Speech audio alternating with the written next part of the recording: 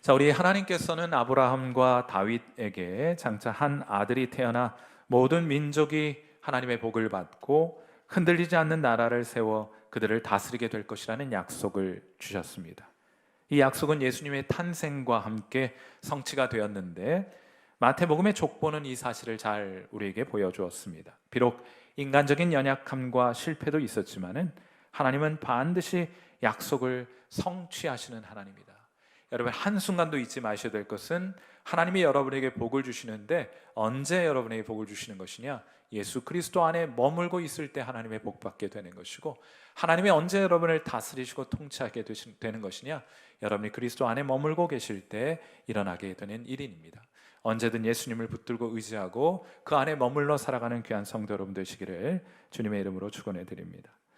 오늘은 크리스마스 때나 좀 적합하고 어울릴 만한 본문을 좀 함께 살펴보게 되겠는데, 크리스마스 때는 다른 그 외의 것들 때문에 어쩌면 크리스마스의 온전한 의미를 우리가 잘 깊이 묵상해 보지 못할 가능성이 높아요.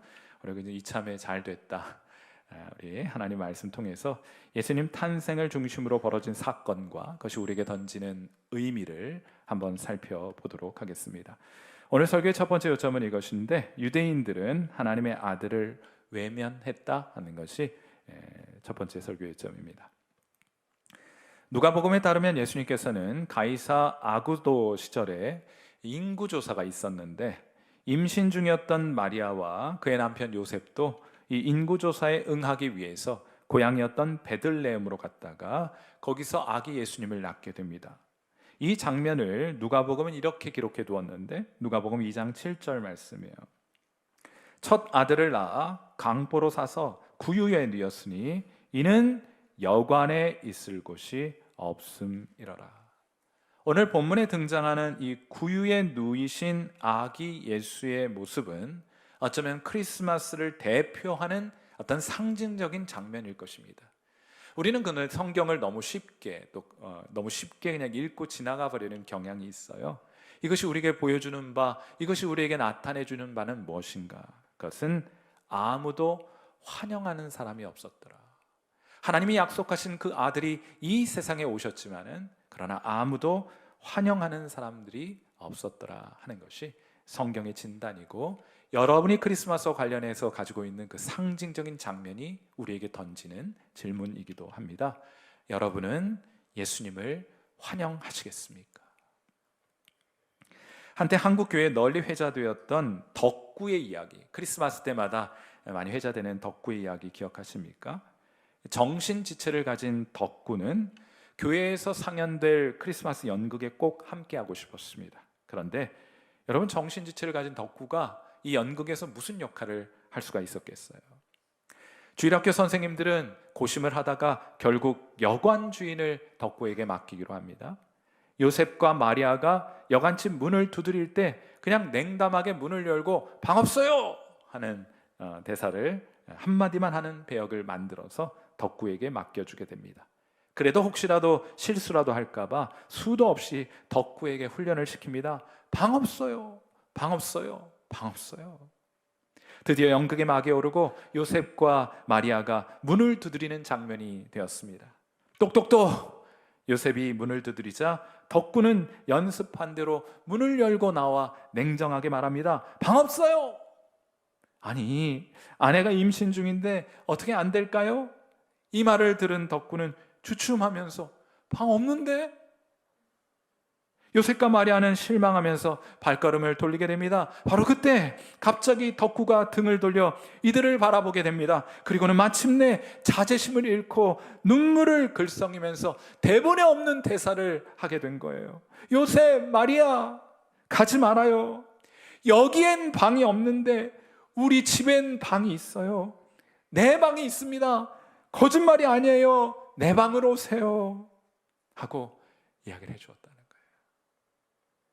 사랑하는 성도 여러분, 저는 이 이야기가 누가복음이 전하려고 했고 마태복음이 전하고자 했던 메시지를 잘 대변하고 있다고 생각합니다.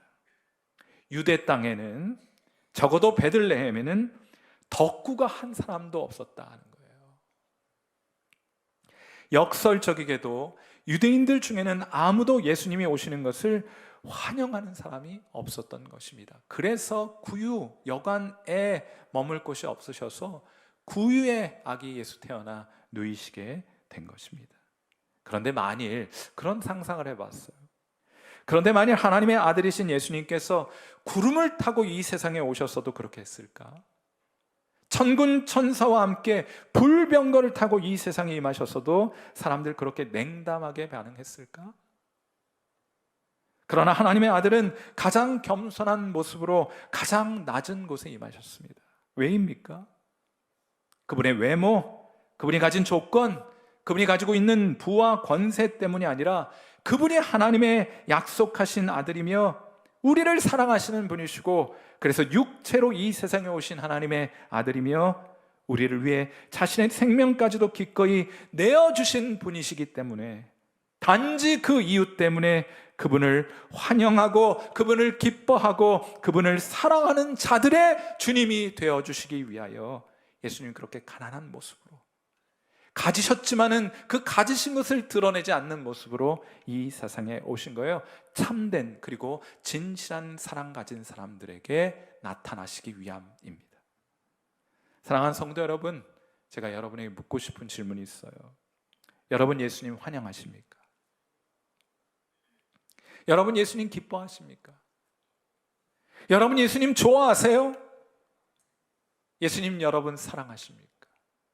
여러분이 유대인으로 태어나 베들레헴의 여관을 운영하고 있다고 한다면 아기 예수 여러분에게 찾아오게 되었을 때 여러분은 어떻게 반응하시게 될 것입니까?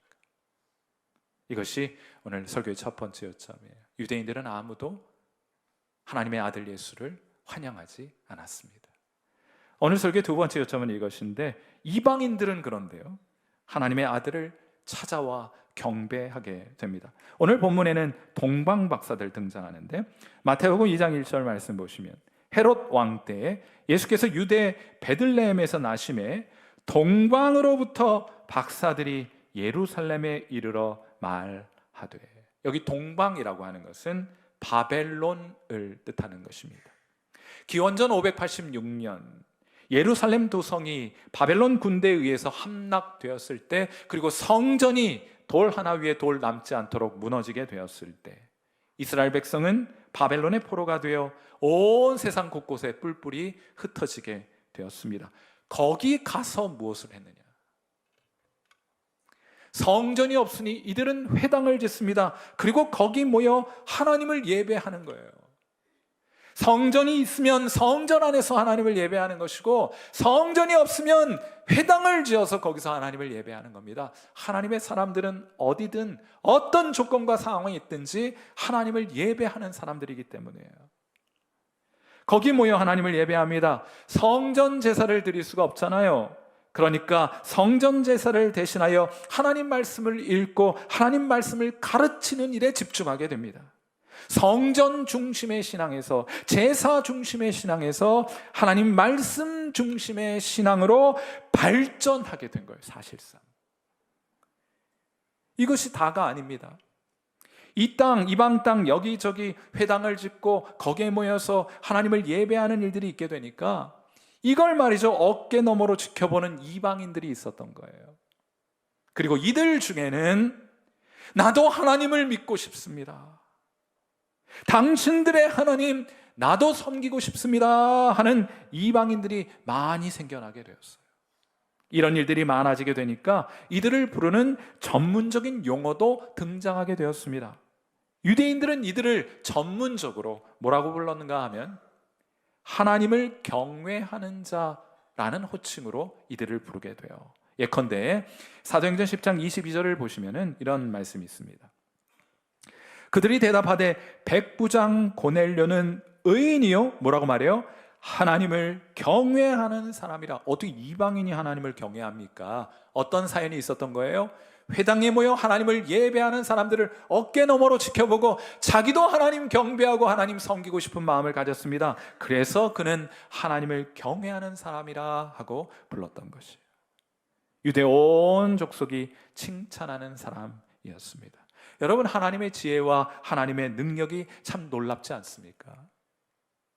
우리가 생각하기에 민들레 홀씨는 그냥 뭉쳐 있어야 예쁠 것 같아요. 그러나 바람에 날려 흩어져야 새롭고 아름다운 생명의 역사가 나타나게 되지 않습니까? 우리의 눈으로 보기에 불행처럼 보이는 일들이 있어요. 그런데 그 불행처럼 보이는 일들이 하나님의 손에 들려주게 되면 아름답고 선한 일로 변모하게 됩니다. 이 놀라운 하나님의 지혜예요. 어떤 것이든 하나님의 손에 붙들리게만 하면 더 나은 것이 돼요.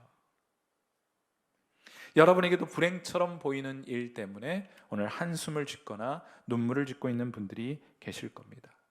그러나 그 불행처럼 보이는 그 일을 하나님의 손에 온전히 맡겨보시면 어떻겠어요? 여러분이 전혀 기대하지도 못했던 놀라운 일을 하나님께서 여러분의 삶 속에 이루어 가시게 될 것입니다. 아무튼 이런 역사적인 배경 속에서 오늘 본문에 등장하는 동방 박사들도 구약 성경을 통해 하나님이 약속하신 아들에 대해 듣고 알고 있었습니다. 유대인들이 알고 있었던 것처럼 동방 박사들도 잘 알고 있었어요. 그리고 이 약속의 아들의 탄생을 암시하는 작은 별빛의 변화도 이들의 시선을 끌기에 충분했습니다. 이들은 별빛을 보고 아들이 태어났구나를 직감합니다. 그리고는 먼 길을 떠나게 돼요. 여러분, 그런데 우리는 이 동방 박사들의 여행을 너무 쉽게 생각하려는 경향이 있습니다. 우리가 성경을 너무 대충 읽는 거예요. 일단 바벨론이라는 지역은 이들이 방문했던 예루살렘으로부터 자그마치 1300 내지 1500km 정도 떨어진 길입니다. 육로로 낙타를 이용하든 걸어서 가든 육로로 걸어가게 되면 빠르면 쉬지 않고 밤낮 걷게 되면 40일 걸리는 거리였고, 또 보통은 120일 정도 걸리는 거리를 걸어온 거예요. 게다가 여러분, 동방박사 하면은 세 사람만 낙타 타고 왔지, 이런 그림 여러분 가지고 계시죠? 아마 제가 그림을 하나 준비했는데 이런 그림을 여러분 마음속에 염두에 두고 계실 겁니다. 이 아름답고 낭만적인 그림. 그런데 실상은 강도들 때문에 그렇게 할 수가 없었어요. 이들은 수행원들과 호위병들과 함께 그 길을 걸어야 했습니다. 아마 제가 두 번째로 보여드린 이 그림이 훨씬 더 현실에 가까운 그림일 것이에요. 준비를 엄청 많이 했고 많은 비용과 많은 사람들이 동원된 일이었습니다. 그리고 미리 준비된 황금과 또 유향과 모략을 보배 합에 담아서 예수님 만나러 예루살렘까지 온 것이에요. 그야말로 여러분, 먼 거리, 비용 마다하지 않고, 수고스러움, 고생스러움 마다하지 않고 정성스럽게 준비된 모습으로 예수님 앞에 나아가게 된 것입니다. 여러분, 그런 생각해요. 사실 예배의 성패는요, 하나님을 향한 우리의 간절함과 정성스러움에 좌우되는 것입니다. 예배를 통해 여러분이 예수님을 만나 하나님으로부터 은혜를 받고 하나님의 복을 누릴 수 있는가, 그렇지 못할 것인가 하는 것은 사실 예배당 들어오시기 전에 다 결정되는 거예요. 여러분에게 예수님을 향한 간절함이 있으십니까? 여러분에게 예수님을 향한 정성스러움이 있으십니까? 그런 정성스러운 마음, 그런 간절한 마음으로 저 예배당의 문을 열고 들어오셨습니까? 그런 분들은 반드시 예배를 통해 하나님의 은혜를 맛보고 경험할 수밖에 없어요. 예수님을 향한 간절함이 우리에게 있는가? 항상 여러분이 예배의 자리에 오실 때마다 점검해야 될 여러분 마음의 태도인 줄 믿습니다. 내게 주님을 향한 정성스러운 마음이 있는가? 이를 위해 필요하다면 먼 길도 불편함도 수고스러움도 마다하지 않을 간절함이 내게 있는가? 그분을 만나면 가장 값진 것으로 그분을 섬길 준비가 되어 있는가? 이것이 하나님께서 오늘 우리에게 확인해 보고 싶어하는 마음이실 겁니다.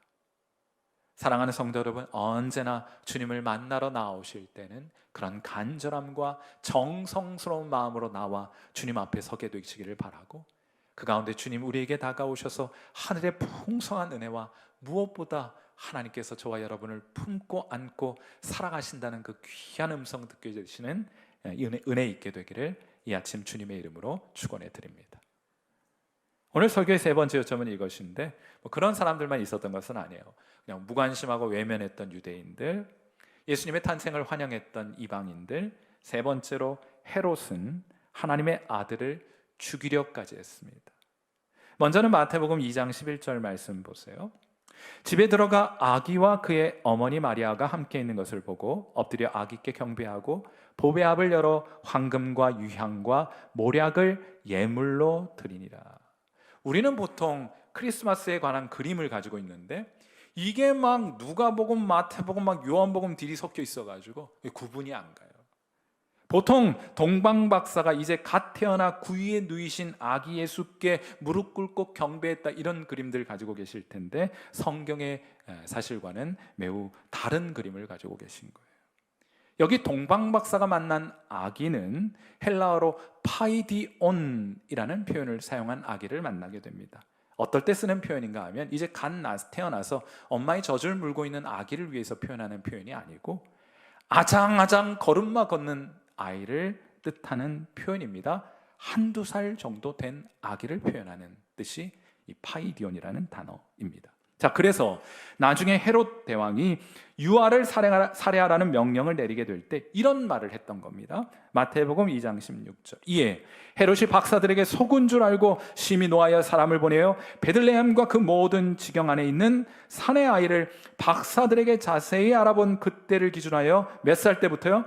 2살부터 그 아래로 싹 다 죽여버리니 하는 표현이 등장하게 되는 겁니다. 왜냐하면 동방박사가 한두 살 정도 된 아기 예수를 만났기 때문에 그 나이 아래로 싹 죽이는 일이 있게 된 것이에요. 자, 그렇다면 헤롯 대왕이 왜 아기 예수님을 죽이려고 했을까? 헤롯은 정치력이 굉장히 뛰어난 사람이었습니다. 그래서 줄 잘 섰어요.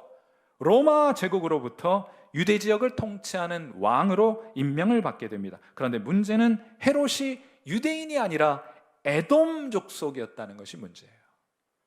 사실 그는 유대인의 왕으로서의 정통성이 결여된 사람이었습니다. 그래서 다윗의 가문에서 태어난 아기를 동방박사들이 경배한다고 했을 때, 정통성을 가진 왕이 태어났다는 소리를 듣게 되었을 때 그는 불안했습니다. 여러분, 사람이 불안하고 두렵잖아요. 그럼 굉장히 공격적이게 됩니다. 학교에서 아이들에게 폭력을 행사하거나, 여러분의 가정에서 폭력을 행사하거나, 일반 사회에서 폭력을 행사하는 사람들의 내면을 들여다보면 매우 불안해요, 두려워하고 있습니다. 그래서 그는 군대를 동원하여 잠재적인 정적을 제거하려고 했던 것입니다. 한번 생각해 보세요. 하나님의 아들이신 예수 그리스도는 연약한 육체를 가지고 한 초라한 마을, 그를 보호해 줄 수 없는 가난한 가정에서 태어나셨습니다. 이 약하디 약한 다윗의 자손이 어떻게 막강한 군사력과 막강한 정치력을 동원할 수 있는 헤롯 대왕과 맞설 수 있을까? 과연 그의 칼날로부터 이 아기 예수는, 이 다윗의 자손은 보호하심을 받을 수 있을 것인가? 여러분, 이것이 마태복음이 우리에게 던지는 질문이에요. 과연 이 둘의 대결은 어떻게 될 것인가? 다윗과 골리앗의 싸움에서 누가 승리할 수 있게 될 것인가를 우리에게 묻고 있는 겁니다. 그리고 이 질문에 대한 답이 마태복음 2장 13절에 소개가 되어 있어요. 우리 같이 한번 읽어보겠습니다. 여러분이 이런 상황에 놓이게 됐을 때 어떤 일이 일어나도록 되어 있느냐? 마태복음 2장 13절 같이 읽습니다. 시작. 그들이 떠난 후에 주의 사자가 요셉에게 현몽하여 이르되, 헤롯이 아기를 찾아 죽이려 하니 일어나 아기와 그의 어머니를 데리고 애굽으로 피하여 내가 내게 이르기까지 거기 있으라 하시니. 아멘. 정말 멋진 타이밍 아니에요? 이 절체절명의 순간에 하나님이 직접 그 상황에 개입하신 겁니다. 꿈속에서라도 나타나 아들을 보호해 주신 거예요. 아브라함이 이삭을 모리아산 정상에서 칼들어 번제로 하나님 앞에 잡아드리려고 했을 때 하나님 급하시니까 어떡합니까? 하나님의 사자를 보내요. 아브라함아, 아브라함아, 내 칼을, 내 손을 아들 이삭에게 대지 말아라 하고 긴급하게 하나님 그 상황에 개입하시는 장면 여러분 잘 보고 계시죠? 신약에도 마찬가지고 여러분의 삶 속에도 마찬가지일 것입니다. 이번 주에는 제가 설교를 준비하면서 오랜만에 제가 틈틈이 일기를 적고 있거든요. 그래서 일기장은 없어요. 컴퓨터에 기록하고 있기 때문에 혹시라도 누가 볼까봐 막 암호를 막 쭉 걸어놨어요. 아무도 열어볼 수 없습니다. 저만 볼 수 있고 사진도 있고 여러 교회 사역하면서 있었던 가슴 아픈 일, 속상한 일, 또 기뻤던 일 잔뜩 기록되어 있어요. 근데 오래간만에 일기장을 제가 들여다보게 되었는데 저희 집 막내가 아기 예수님의 나이였을 때, 저희 집 막내가 파이디온이었을 때 일이 기록이 되어 있더라고요. 이렇게 적혀 있습니다. 마트에서 장을 보고 빈 박스에 물건을 담았고 트렁크에 옮겨 실으려고 할 때였다. 이제 어떤 상황인지 아시겠죠? 물건 사서 마트에서 이제 박스 같은 거 공짜로 주잖아요. 거기다 담아가지고 주차장으로 와서 트렁크 열고 그걸 꺼내가지고 이제 트렁크에 넣으려고 하는 그런 상황이었습니다. 그런데 박스가 좀처럼 카트에서 빠지질 않았다. 막내를 힙시트에 앉혀 놓아서 움직임이 자유롭지 못했기 때문이라고 생각했다. 그러니까 여기 힙시트 아시죠? 배에다가 있죠? 의자 같은 거 하나 만들어가지고 다니잖아요. 거기 아예 앉혀놓고 아주 좀 내려놓기도 하고 앉히기도 하고 좀 수월해서 힙시트라는 걸 많이 사용하는데 이게 앞에 있으니까 이 박스를 이거 들어올리기가 쉽지가 않은 거예요. 그래서 막 카트를 이리저리 움직이고 막 하는데도 이 박스가 빠지지 않는 그런 상황이었던 것이고 또 그때 잠시 후 아내가 다가와 도와주어서 겨우 빼낼 수 있었다. 그리고 이제 박스를 트렁크에 실으려고 몸을 앞으로 숙였는데 이때 내가 주의하지 못했다. 힙시트에 앉혀있던 막내가 그만 콘크리트 바닥을 향해 떨어지고 만 것이다. 저희는 우리 집 아이들을 이렇게 강하게 키우는 편입니다. 막 그냥 콘크리트 바닥에 내다 던지는 거예요. 살아나라 막 이러면서. 바로 그때 아내가 어머나 하면서 순간적으로 몸을 날리더니만 쇼핑카트 건너편으로 몸을 날려서 그 아이를 받아낸 일이 있었어요. 제가 이렇게 기록해 놨습니다. 난 내 아내가 그렇게나 동작이 빠른지 이전에는 미처 알지 못했다. 집으로 돌아오는 길에 곰곰이 생각해 보았다. 왜 박스가 그토록 카트에서 빠지지 않았는지를 말이다. 내 부주의로 인해 일어났을지도 모를 불상사로부터 막내를 보호해 주시기 위해 아내가 내 곁으로 다가올 때까지 천사들을 통해 하나님께서 박스를 누르고 계셨던 것은 아니었을까? 이것이 그날 제 일기의 기록이에요. 사랑하는 성도 여러분, 우리의 시선이 닿지 않는 곳이 많습니다. 우리의 손길이 머물지 않는 곳이 많아요. 그곳에서도 하나님이 함께 하십니다. 그래 우리의 자녀들 지켜주셨고 우리를 보호해 주셨고 우리와 함께 해주셨다는 그런 간증들 저와 여러분 많이 있으시죠? 하나님 여러분 살려주셨죠? 하나님 여러분의 자녀들 지켜주셨죠? 그런 간증이 우리 가운데 있지 않습니까? 사랑하는 성도 여러분, 하나님을 사랑하는 사람들, 또한 하나님이 사랑하는 사람들, 하나님이 함께 하셔서 직접 개입하셔서 하나님이 우리를 지켜주십니다. 우리의 자녀들 보호해 주십니다.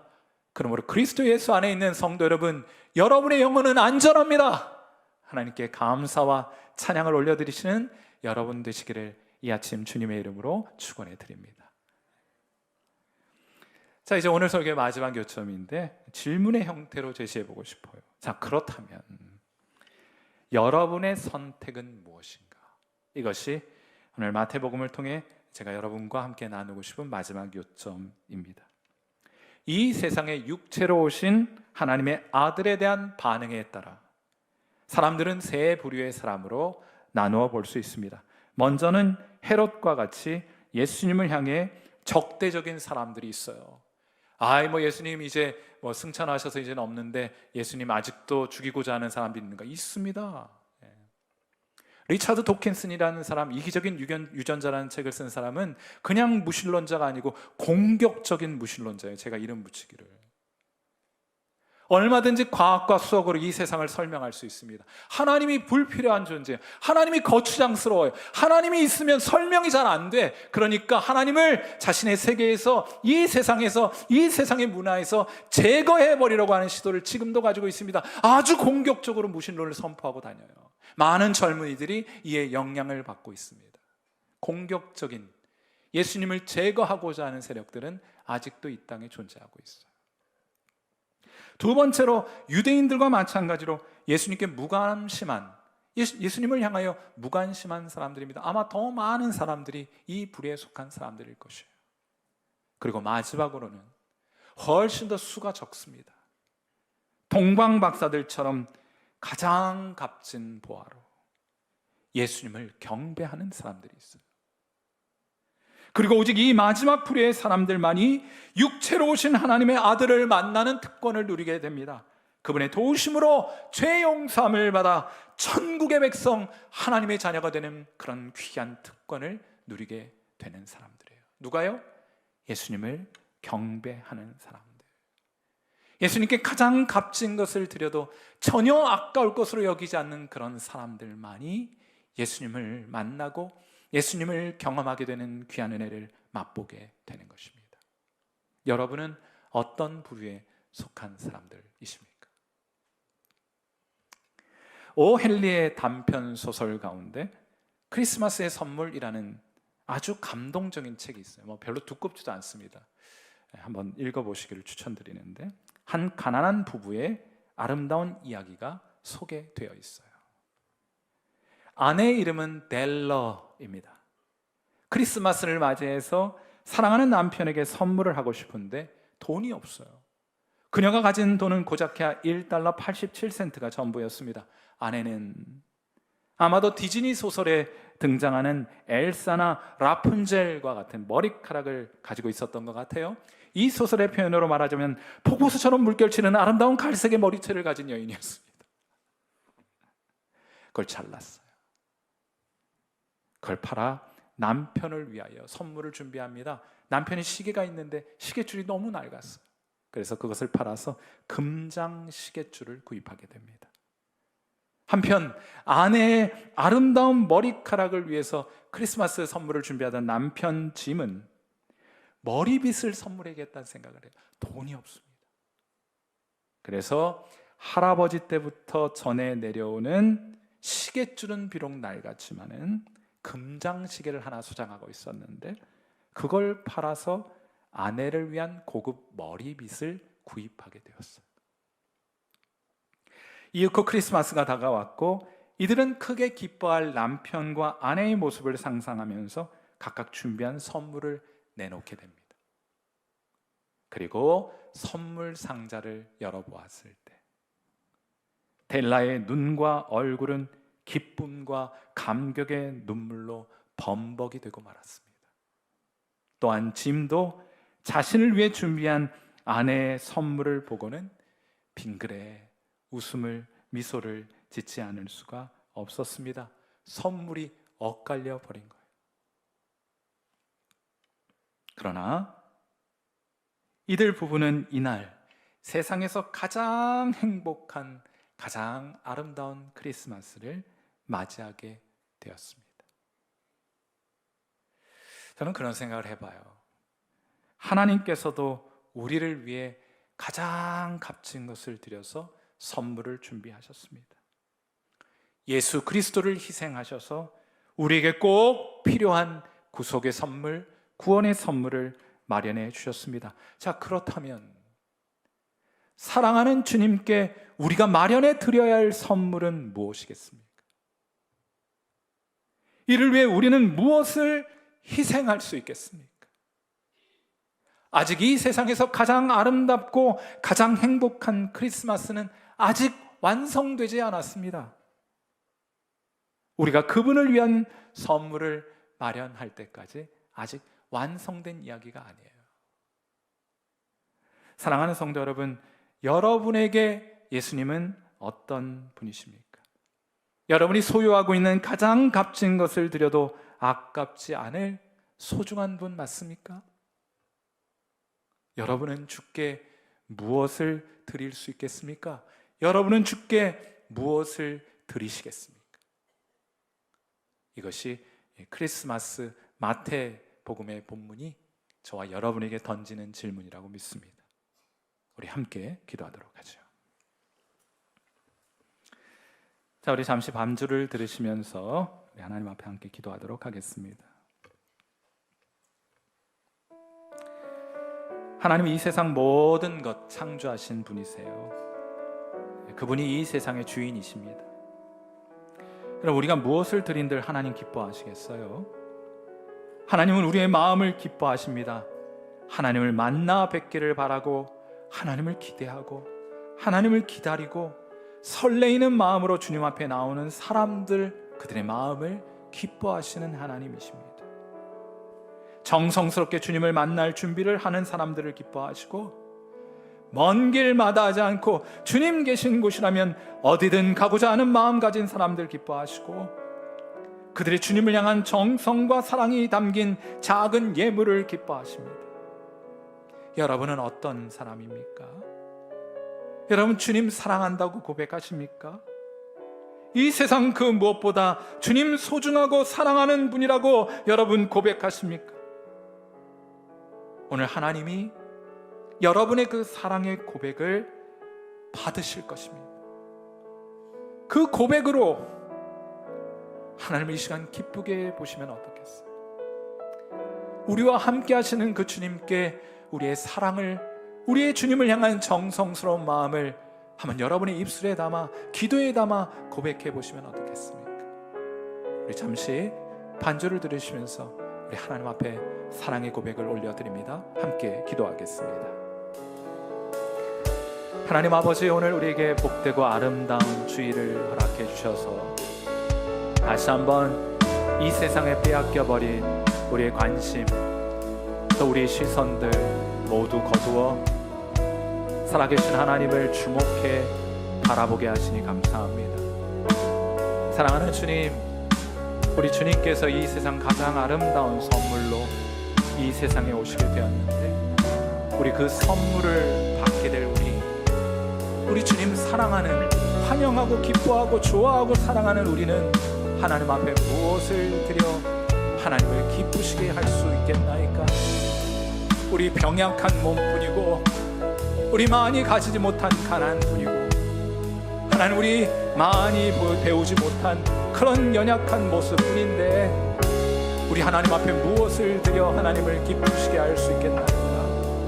다만 우리 어디로 보내든지 그곳에서 하나님을 사랑하고, 우리 어디 있든지 어떤 상황 가운데 있든지 하나님을 예배하고, 우리 주님을 향한 우리의 사랑만큼은 변치 않을 것이니, 하나님이 이 사랑의 고백을 주님 받아주시고, 그로 인하여 기뻐하시고, 또 하나님 그로 인하여 하나님 흡족해 되시기를 간구합니다. 오늘 귀한 예배의 자리, 사랑하는 귀한 성도들, 하나님을 향한 귀한 사랑의 고백 올려드리오니 하나님 받아주시고, 하나님 큰 기쁨 하나님 누리시기를 간절히 바라고, 또 하나님께 있는 그 기쁨 우리 가운데도 허락하셔서 지치고 상하며 고생스러운 이 땅 살아가는 성도들이 하나님 주시는 기쁨으로 인하여 다시 한번 저들이 무너진 자리로부터 일어서게 되는 그런 귀한 능력의 시간 되도록 이 시간 우리와 함께하여 주옵소서.